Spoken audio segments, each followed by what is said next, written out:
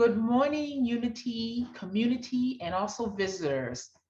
Welcome to our Sunday service. Today we will have Reverend EJ Niles, and her topic will be Triumph and Disaster, and Lea Morris, she would do the music. This is a song by Melanie DeMore, and it's a wonderful participatory song. You'll hear spaces where there's a call, and I'm hoping that you'll respond where you are. You'll have to stay on mute, but that you'll sing that line back to me. And the refrain is really simple. It goes like this. Ba, ba, ba, ba, ba. We gotta put one foot in front of the other and lead with love. Put one foot in front of the other and lead with love. You sing that with me? We gotta put one foot in front of the other and lead with love. Put one foot in front of the other and lead with love. Live life with hope. Live life with hope. You are not alone. You're not alone. Don't you give up. Don't you give up. Keep moving on. Keep moving on. Yeah. You gotta put one foot in front of the other and lead with love. Put one foot in front of the other and lead with love. We gotta put one foot in front of the other and lead with love. Put one foot in front of the other and lead with love. Now lift up your eyes, lift up your eyes.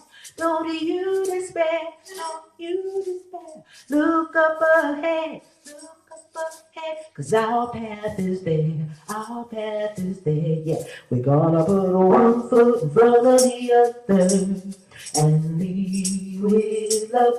Put one foot in front of the other and lead with love. We gotta put one foot in front of the other, one foot in front with love. Till the other one foot in front of the other and lead with love. Now sometimes you're scared, sometimes you're scared. I've been scared too, I've been scared too. But here I am, but here I am, right next to you, right next to you. Yeah, we're gonna put one foot in front of the other and lead with love. Put one foot in front of the other and lead with love. We gotta put one foot in front of the other, one foot in front with love. So the other one foot in front of the other, one foot and lead with love. We gotta put one foot in front of the other, one foot in front with love. So the other one foot in front of the other, one foot and lead with love. We gotta put one foot in front of the other, foot in front with love.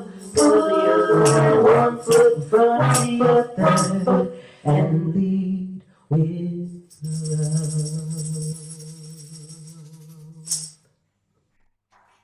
Thank you for singing. Now I'm going to have my centering prayer. It's a prayer of peace by Reverend Dale Worley, and I got this from the Power of Prayer book from Unity. Prayer of peace. I pause right now, wherever I am, to take a deep breath, close my eyes, and attune myself to the spirit of peace. I am aware of a calm and serene presence that wraps around me, quiets my thoughts, and stills my feelings. My heart is filled with appreciation as I realize that peace is active and at work in my life and the lives of all others. As I experience peace and serenity in these precious moments, I radiate peace outward into the world. I see every person and situation filled with divine love and peace and affirm harmony, right relations for all. I know this is the truth that sets us free, and I am grateful. Wherever I am, peace is. I am a peaceful presence in the world. Thank you. This song echoes the awareness of divine light everywhere. It's called Ordinary Magic.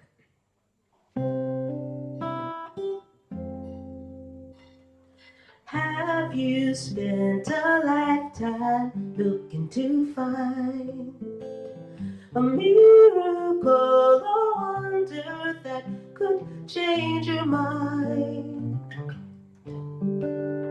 You ain't found no reason yet to believe, but maybe hope's got something yet left up her sleeve. Something beautiful, something natural, ordinary magic. Amazing that we have this chance to be here, to let our love banish fear and let our days overfill with ordinary magic. Have you spent the sunshine on your face? And have you heard the bird's version of Amazing Grace? Have you stood up on a mountain and tried to number the stars? Did you know perfection is who you truly are? Always beautiful, always magical, ordinary magic. Amazing that we have this chance to be here, to let our love banish fear and let our days overfill with ordinary magic. Like wind chimes, a child's song, the whisper of wind in the leaves. Like moonlight, the wild ballad of a sycamore tree. That's just ordinary magic. Amazing that we have this chance to be here, to let our love disappear the fear, let our days overfill with ordinary magic, ordinary magic.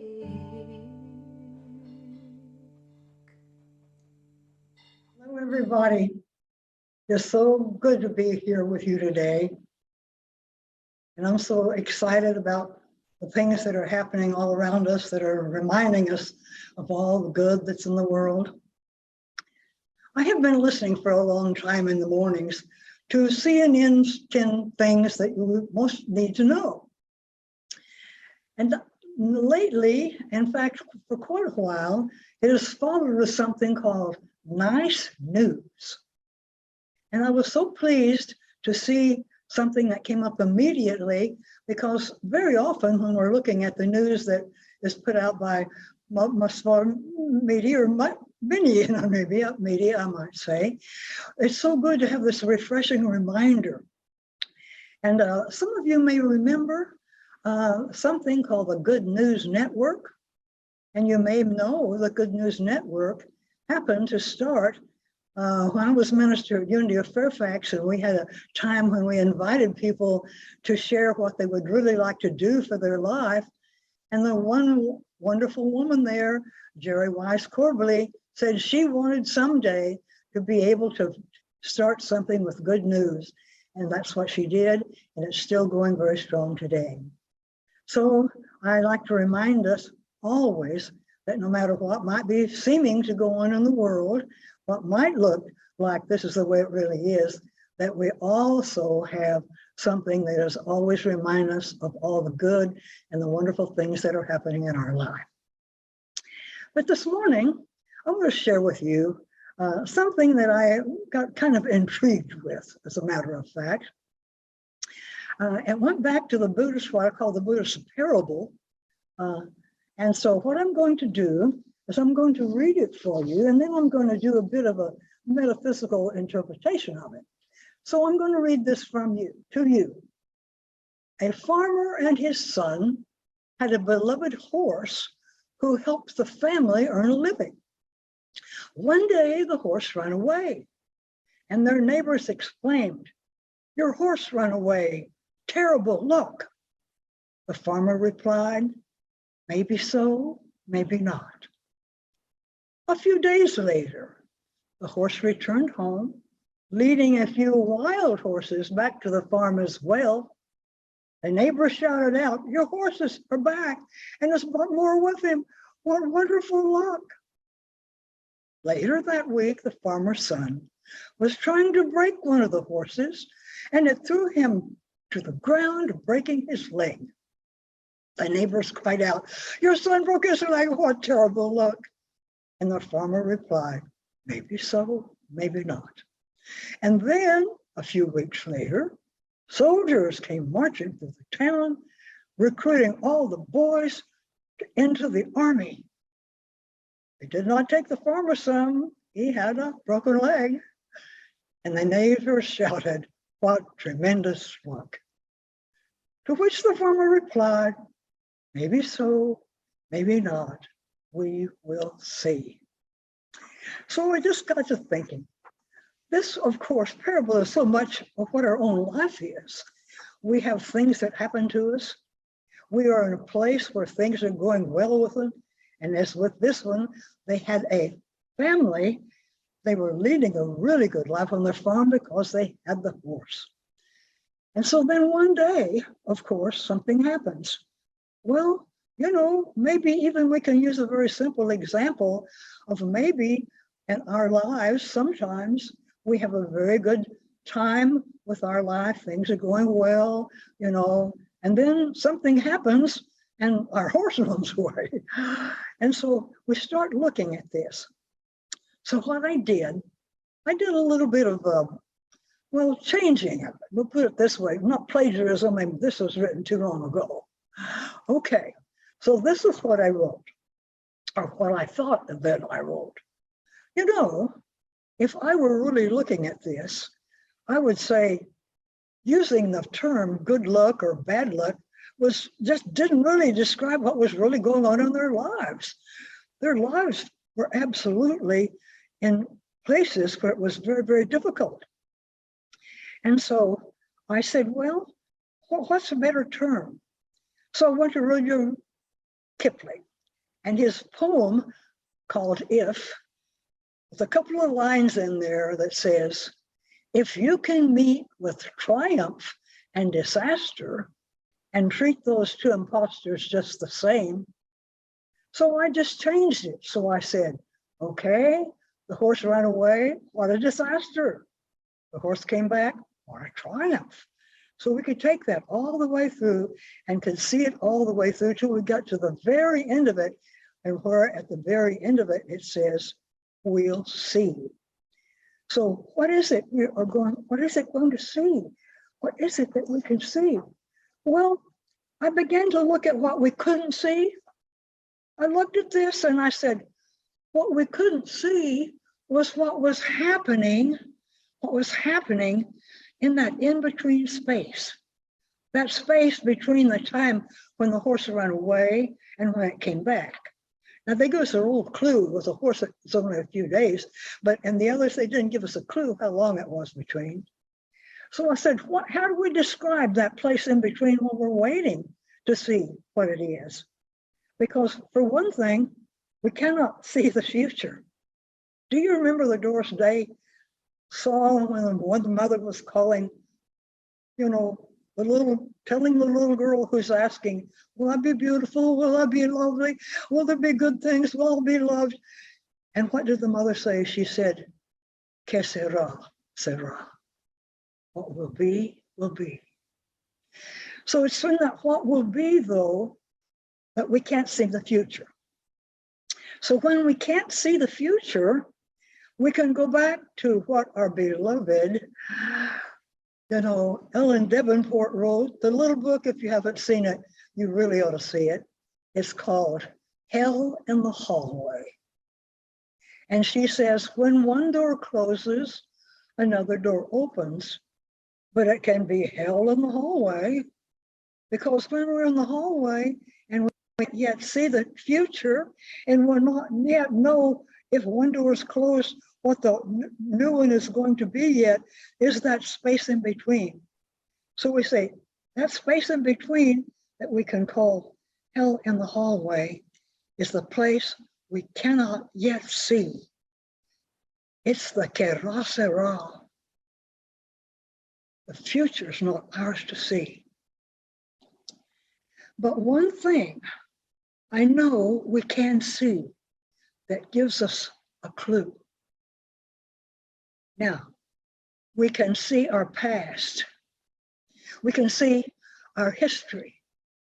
Now, I have a term that I use quite often. It's a quote from Flaubert, where he said, only those who are ignorant of their history can slander their own times. Only those who cannot see, cannot know their history can say evil or bad about our own times. So anytime you hear anyone say, this is the worst time we've ever seen, you can be very sure they do not know their history. But what can we see when we are able to see our history? What can we see when we're able to look back? Now, let me say, we can look back, but we can never go back. We can never go back. And I can't say that enough times, because anytime we get to the place where we say what's happening in our world, we've got to go back, we've got to go back. Well, I can assure you, and maybe a few people listening to me today, there's no way in my 92.5 years that there's anything that I am willing to go back to, because many things had to change to bring me and all of us to where we are today. And what we can see, we can't always see exactly ahead of that time, but we can go back and we can see a trend and a pattern. And what is the trend and the pattern? What is the trend and the pattern that we have with us today that is telling us where we are and what can we expect? And no, we can't go back, but we can see how it has been as a trend and a pattern. And what is that trend and pattern? Many of you may be aware of a man named Steven Pinker, a multidisciplined scientist and teacher and of all times, Harvard professor, who wrote a book called The Battle Angels of Our Nature. I may have mentioned this book before because I've talked to you a few times before too. And I use it because he starts out with a class that he taught along with this book, where he starts it by saying, this is the most peaceful time we have ever lived in. And in case you doubt it, he has a book about this thick with all the data that he, over all of his years of research and teaching, has accumulated that show, if we can go back as far as from 50,000 years ago, perhaps, as I use sometimes in my spiral dynamics work, 50,000 years ago was the time when we first began to see we're hunters and gatherers, etc. But he says at that time, we can look at the violence that was done because of the archaeology, and we can see how many people were killed in violent ways. And he says, when we do that and we take it with this trend and this pattern, we see that every time we move forward into a new stage of understanding of our history, that we can see less and less and less violence. But the thing is, it is a process. And it's a process we go through much in the same way that we do when we look at the disaster or the triumph or whatever we want to call it. And so we can say, I can trust that. Can I trust the 4.5 billion years of evolution that have brought me to where I am now, that have brought us individually to where we are now? Can we trust that? Now I'm going to quote what I had attributed to Carl Sagan. And I had to discover that when I went to try to find it again, I couldn't find it. So I don't know whether I used the wrong author. I think the quote is still good. And I think I still want to use it because what he said, we are the product of 4.5 billion years of biological evolution. And there's no reason for us to think that we will ever have to stop that evolution. In fact, he said, it is irrevocable. Irrevocable, you may remember, means no going back. We cannot go back to where we were because we are in a journey that, as according to whoever this author was, is taking us to the stars. And the stars, what are the stars telling us now? We're looking at all this going on in our universe, and we're seeing us as a part of that universe, and the universe is a part of who we are and who we can be and who we will be. And we can say, yes, I can look at the time. I can look at the time when we will be more and more aware of how we are with each other. And we can see it now, can't we? Even if we look at the little things that sometimes may not feel little to us, dare I say, our present election in the United States, we see a coming together that had to happen. Do you remember Hugo saying, nothing can stop a time, an idea whose time has come, not all the armies in the world.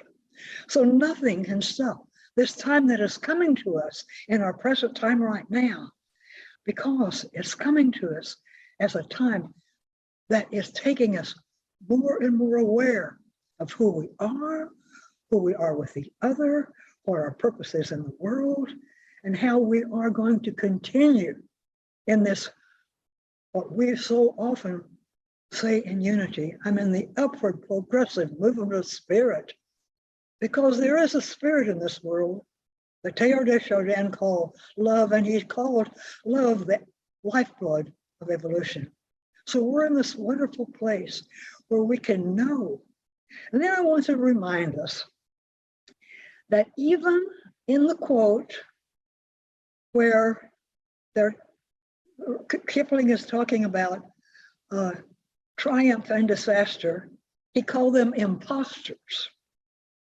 And so why did he call them imposters?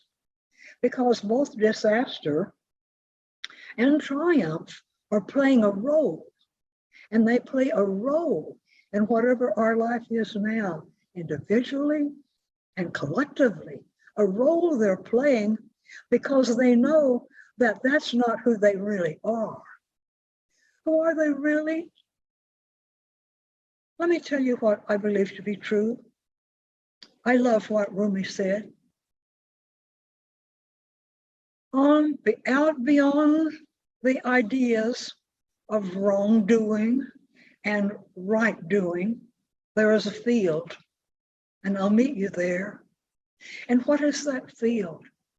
The field where we can get to the place where we do not see in each other the wrong or the right, or the disaster or the triumph, but we'll see that we are in a place where we are able to continue, and let me say, not always perfect, not always where we are going to be, but in a process of becoming more aware, becoming more loving, becoming more of what our connection is with the universe, whether you call it spirit or God or whatever. This is what I want us to be aware of today. And I bless you, and I thank you for being with me on this journey. And so it is. So I invite you to take this time of becoming aware of all the good news, all the miracles, all the synchronicities that happen in our lives, reminder that we are here to remember, to remind each other we are on an upward progressive movement of spirit. We are in a place of becoming more and more aware of our oneness with each other. Our awareness of all that is within me, all that is within you, all that's within our world is a great journey of awareness.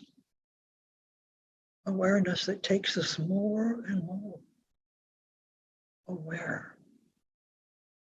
And especially more aware of our connections to each other as we remind each other that we are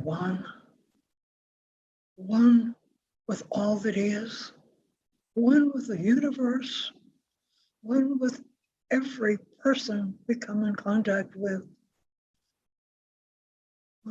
Each one of us a part of the great journey. And so I invite you to take a moment and remember all the unseen hands that have guided us individually and collectively. Call it God, call it Spirit, call it universe. Take the time to remember. Spirit will bring back to you that which you desire to have brought back to you. So allow that time of Spirit to bring you in the time that you choose to be silent and listen.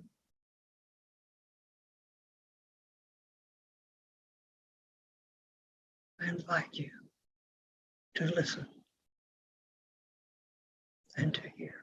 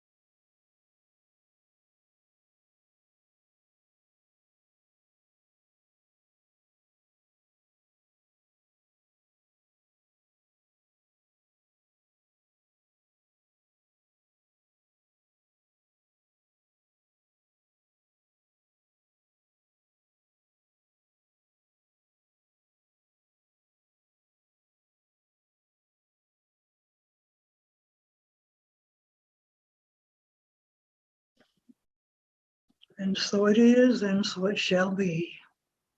Amen. The part of this song that is unfamiliar, perhaps, to some of you that I just learned in the last year is called Woyaya. Woyaya by a band called Osipisa, who are Ghanaian British.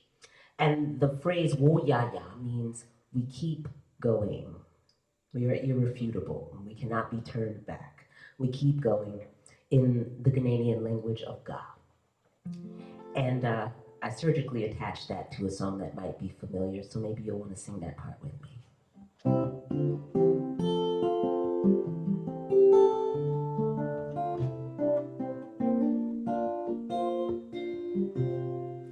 When I was just a little girl, I asked my mother, what will I be?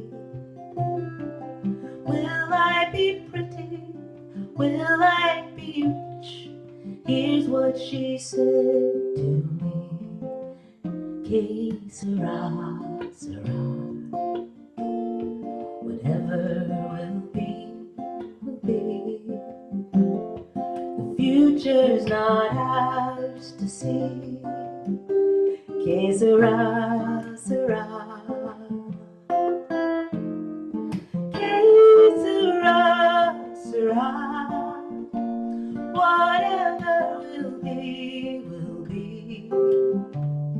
The future's not ours to see. Que sera, sera. We are going, heaven knows where we are going, but we'll know we're there, we will get there.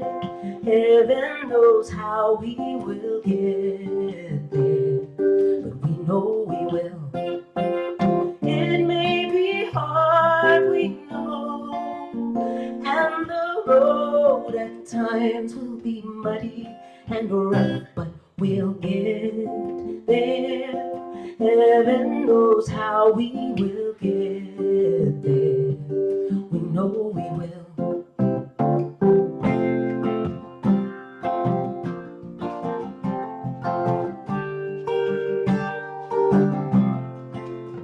We are going, heaven knows where we are going, but we'll know we're there, we will get there. Heaven knows how we will get there, but we know we will.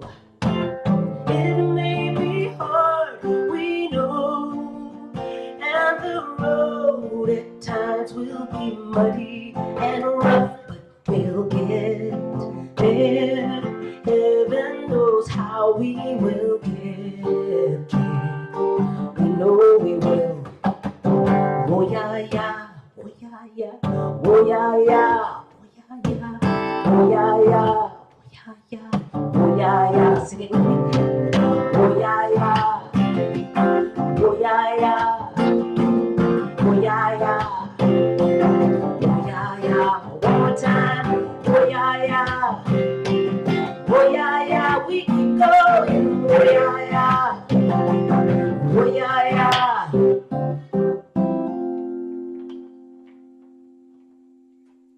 Oh, that was splendid. Lea, I appreciate it so much. It's such a glorious message that both of you, thank you, EJ, thank you, Lea. We are so blessed. We are on a journey and we can't tell how far along we are or where we're going, but we're on it together. And thank you both for bringing such a splendid message that puts things in perspective. The good, the bad, and the ugly makes us what we are, and we are blessed. Let us take this moment. My name is Joan. I'm on the board of directors. Board of trustees. I am the president, but as we know, Jim Getz is the acting president while I'm away in Connecticut. This is a time when we are so grateful for what we have, particularly in these services and for our lives. Consider giving to the church. I know you do regularly. These are the options.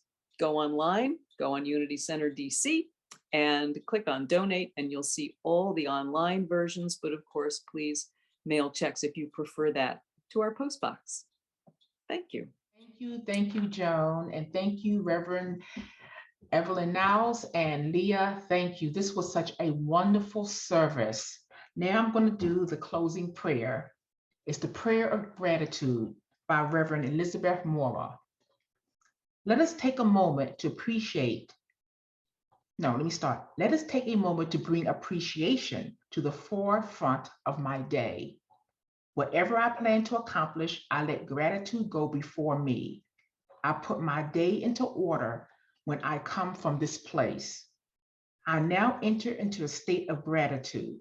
That is, I am grateful in advance. There is no need to wait for anything to happen externally. This moment of prayer shifts my awareness so I can see, hear, feel, and know the overflowing abundance that is everywhere right now. A smile easily comes to my face as I experience this gift. I see the world differently when I am grateful. I let this divine perspective guide me today in noticing the beauty of God everywhere. And so it is.